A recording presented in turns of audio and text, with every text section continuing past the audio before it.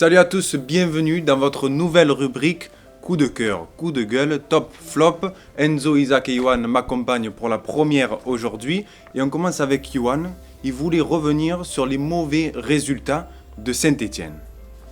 Alors oui, je vais revenir sur les mauvais résultats de la Saint-Étienne. Alors pour commencer, la SSE reste sur 5 défaites lors des 6 derniers matchs en Ligue 1. Alors j'ai entendu beaucoup de débats sur des débats qui tentaient d'expliquer les mauvais résultats de la Saint-Étienne, mais comment déjà ne pas citer la multitude de blessures.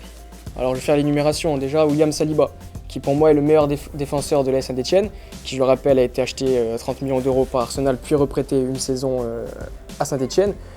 Il est revenu, alors il a joué 2 minutes face à Nîmes, et depuis, ensuite après il a fait 7 matchs, Saint-Étienne a été invaincu. Donc déjà, son absence n'est pas anodine aux mauvais résultats. Derrière, sur le plan offensif, quand vous avez Wabi Kazri, qui est votre meilleur buteur la saison dernière, blessé. Romain Amouma, deuxième meilleur buteur de la saison, blessé. Denis Bouanga, qui a loupé les 4 derniers matchs, meilleur buteur de la Saint-Étienne avec 7 buts, blessé. Vous avez Charles Abi qui a été également blessé. Yann M'Vila qui était quand même l'atout numéro 1, la plaque tournante de la Saint-Étienne la saison dernière avec Jean-Louis Gasset en demi-teinte. Ça explique déjà les mauvais résultats. Après, c'est vrai que malgré les absences nombreuses sur l'effectif de la Saint-Étienne et surtout des cadres, il faut quand même juger un peu les choix assez hasardeux de Claude Puel lors de ces derniers matchs. Je vais prendre le match le plus récent face à Nantes. Défaite 2-0 à domicile, match à huis clos. Quand vous mettez arrière droit Palencia au lieu de Debuchy, alors que Debuchy c'est un joueur d'expérience, un guerrier, pour moi dans ces moments-là il faut des joueurs avec un mental, avec l'envie de gagner. Là il ne le met pas. Il a pris en grippe, j'ai l'impression, Timothée Colosset-Jacques. Alors c'est vrai que j'ai l'impression que c'est son jumeau depuis qu'il est revenu en début de saison. Mais je l'aurais remis en défense centrale ou arrière gauche, même si on sait qu'il préfère jouer en défense centrale, donc à la place de Moukoudi.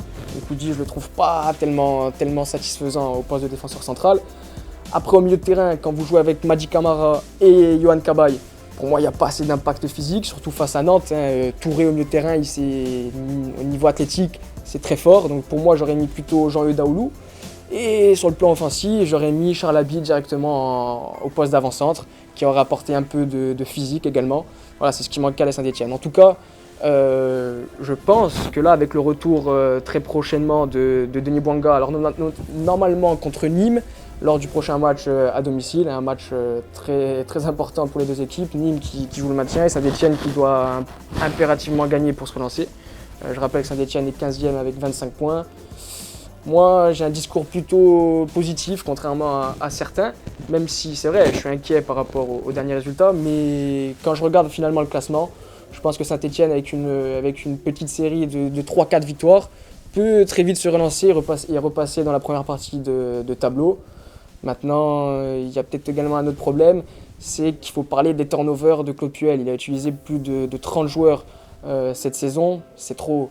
Je veux bien qu'il mette dans la tête une certaine incertitude pour les cadres, c'est-à-dire qu'il se donne à 100% à l'entraînement pour absolument gagner sa place lors du match le week-end. Mais de là à changer tellement l'équipe, non, il y a même certains cadres qui commencent à être lassés de ces choix. Et ça pourrait poser pas mal de problèmes dans le vestiaire. Et juste pour finir, pour revenir sur le cas Yann M'Vila, il aurait en plus de ça, en plus de son mauvais niveau, voilà, ça s'expliquerait par des problèmes familiaux, comme il a dit Bernard Lyons dans l'équipe. Il a eu un accident le 31 décembre et en plus Claude Puel souhaite qu'il parte cet hiver parce qu'il est lassé de ces nombreuses blessures qui pourraient peut-être être fausses. Voilà, là, dernièrement, il dit qu'il a des problèmes de dos. Est-ce que c'est vrai? Je ne sais pas. En tout cas, pour terminer, avec les nombreux retours à la Saint-Étienne, je pense que les Verts peuvent malgré tout remonter la pente. Maintenant, Isaac nous fait part de son coup de cœur, Sergio Agüero, qui a battu son record de meilleur buteur étranger. Je dédie la performance de la semaine à Sergio Agüero, qui bat le record et devient le meilleur buteur étranger de la Premier League. Il a inscrit ses 75e, 76e et 177e buts en Premier League grâce à son triplé inscrit face à Aston Villa. Une victoire 6-1 à Birmingham. Quel joueur Agüero, quel attaquant! Peut-on dire que c'est le meilleur attaquant étranger qui est passé par la Premier League?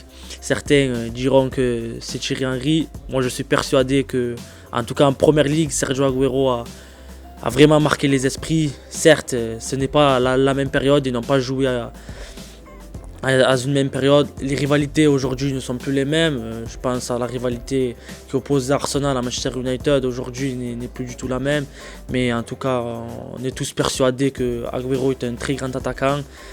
Voilà, encore un triplé. Il devient le joueur à avoir inscrit le plus grand nombre de triplés en Première Ligue, 12. Il devance Alan Shearer, l'attaquant légendaire de Newcastle. Voilà, on voit de par les 3 buts qu'il a inscrits, son premier et son troisième but caractérisés par une frappe de mule, et son deuxième but où Sergio Agüero s'est baladé dans la défense d'Aston Villa grâce à son centre de gravité très bas et ses muscles. Le joueur n'a pas pu être bougé par les défenseurs, il a pu inscrire le second but. En tout cas, très fier d'avoir pu partager ses 177e but avec Sergio Agüero.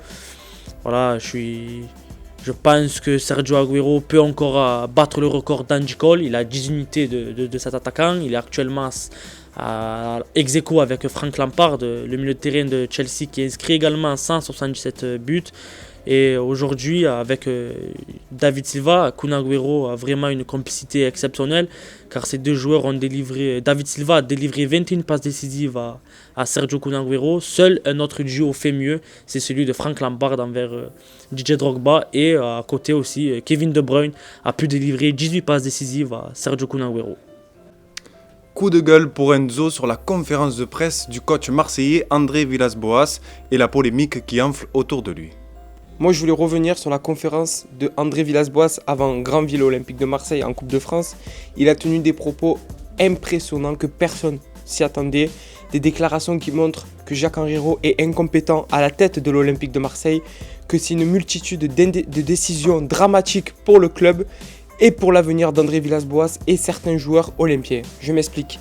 André Villas-Boas est arrivé cet été avec une ambition d'aller en Ligue des Champions, de ramener le club sur la scène européenne et au top français. Il y est arrivé, il y arrive en ce moment avec des recrues importantes. Valentin Rongier qui réalise une saison extraordinaire. La paire avec Morgan Sanson qu'il forme est la meilleure pour moi en Ligue 1 Conforama. Il a recruté un défenseur central, Alvaro González, prêté avec option d'achat, qui stabilise la défense, qui donne confiance à Douye Tchale-Tatsar, et on voit vraiment le réel niveau de Douye Tchale-Tatsar. Et il a recruté l'attaquant, le grand attaquant que tout le monde attendait, Dario Benedetto, qui reste sur des performances exceptionnelles, malgré le fait qu'il marque moins en ce moment. Le transfert a été réussi de la part d'André Villas-Boas. Pourquoi ? Parce qu'il y a une homogénéité avec le directeur sportif Andoni Zubizarreta, ce qui n'était jamais arrivé depuis l'ère Marcourt. Rudy Garcia n'a eu aucune confiance en Andoni Zubizarreta, car Rudy Garcia avait les pleins pouvoirs. Et on voit la différence quand le directeur sportif travaille en cohérence avec l'entraîneur. Revenons sur Jacques Henriot, qui depuis qu'il est à la tête de l'Olympique de Marseille, a réalisé des décisions qui étaient dramatiques. Pourquoi recruter Kevin Strootman à 30 millions d'euros, sachant qu'il a 30 ans, c'est-à-dire 28 ans, c'est-à-dire aucun avenir, aucun futur à la tête de l'Olympique de Marseille. La bonne décision a été Morgan Sanson, la première recrue de l'ère Marcourt. La seule bonne décision pour moi, pour le recrutement de l'Olympique de Marseille. Si on revient sur la conférence de presse d'André Villas-Boas, tout ce qu'il a dit, c'est vrai, et tous les supporters sont d'accord avec André Villas-Boas. On voit qu'il y a un manque de communication avec le président. On voit qu'avec le recrutement Albridge, le fameux anglais qui sert à vendre des joueurs en Angleterre, ça ne va pas dans le sens d'André Villas-Boas qui lui veut garder des joueurs pour la saison future. Et comme l'a dit André Villas-Boas, rien ne le retient ici. Et lui, c'est un voyageur. S'il veut partir, il partira. Le problème, c'est que pour moi, tout va éclater en juin prochain, quand l'Olympique de Marseille aura terminé sa saison. C'est-à-dire que pour moi, André Villas-Boas peut partir et peut prendre une décision radicale qui peut mettre le club en grande difficulté. Et tous les joueurs peuvent être mis sur la liste de transfert, ce qui serait une désillusion pour le club marseillais. En conclusion, cette conférence de presse de la part d'André Villas-Boas me rappelle la conférence de presse de Marcelo Bielsa quand il avait taclé la Brune, mais il avait enchaîné 6 victoires consécutives. Donc, espérons le même futur pour l'Olympique de Marseille. J'espère que cette nouvelle rubrique vous a plu. N'hésitez pas à réagir sur les réseaux, notamment Insta et Twitter. Et on se dit à la prochaine pour encore plus de débats. Ciao.